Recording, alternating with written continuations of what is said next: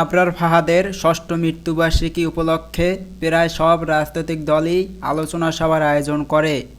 এর মধ্যে সবচেয়ে বৃহৎ পরিসরে আয়োজন করেছিল বাংলাদেশ জাতীয়তাবাদী দলের ছাত্র সংগঠন বাংলাদেশ ছাত্রদল। বৃহৎ এই অডিটোরিয়ামের কানায় কানায় পরিপূর্ণ ছিল নেতাকর্মী ও সাধারণ শিক্ষার্থীদের অংশগ্রহণে। বাংলাদেশ ছাত্র শিবিরের আয়োজন ছিল কিছুটা ছোট পরিসরে। ঢাকা বিশ্ববিদ্যালয়ের আর.জি. মজুমদার অডিটোরিয়ামের ছোট স্পেসে আয়োজন করেছিল বাংলাদেশ ছাত্র শিবির। এই আয়োজনে ওসমান হাদী সহ ডাকসুর নেতৃবৃন্দ উপস্থিত ছিল। তবে একেবারে সাদামাটা আয়োজন ছিল বাংলাদেশ ছাত্র অধিকার পরিষদের।